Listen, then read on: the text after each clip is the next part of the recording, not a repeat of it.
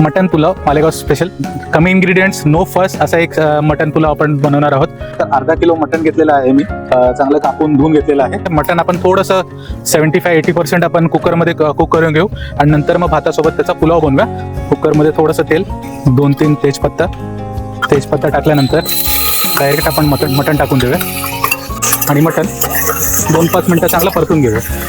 त्यासोबत थोडीशी हळद, जिंजर गार्लिक पेस्ट, अद्रक लसणाची पेस्ट, थोडंसं मीठ. आता परत आपण हे चांगलं परतून घेऊया. पाणी टाकून देऊया.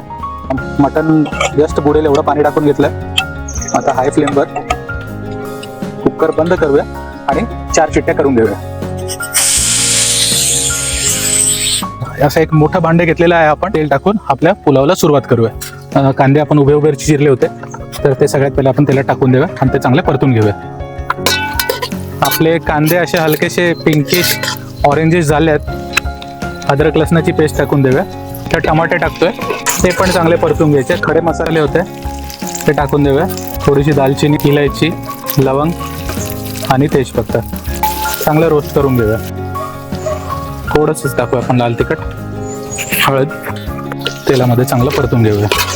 हिरवी मिरची तिखटवाली आहे ही, कोथिंबीर आणि पुदिना, 200 ग्राम दही आणि दही टाकल्यावर पटकन मिक्स करून घ्यायचं.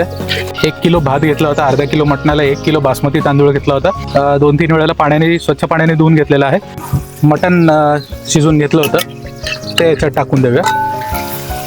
आता या मटणाला छान आपण आपल्या या ग्रेव्हीमध्ये रोस्ट करून घेऊया.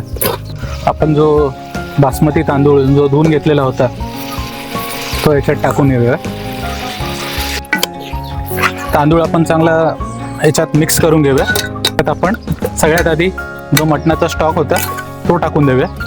तर आता मी याच्यात पाणी ॲड करतो. भाताच्या 2 पट पाणी लागेल असं पाणी ॲड करून दिले आहे फायनल. चवीनुसार ह्याच्यामध्ये आपण मीठ ॲड करून घेऊया. 1 चमचा असं आपण याच्यात साजूक तूप घालून घेऊया. आता तुम्ही बघू शकतात भाताला चांगली उकळी आलेली आहे. गॅस एकदम बारीक करून देऊया आणि याला झाकून दम देऊया. चांगली वाफ बसलेली होती.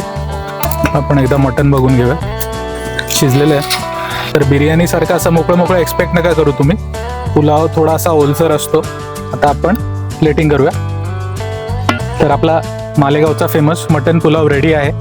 व्हिडिओ आवडला असेल तर नक्की लाईक, शेअर आणि सबस्क्राईब करा.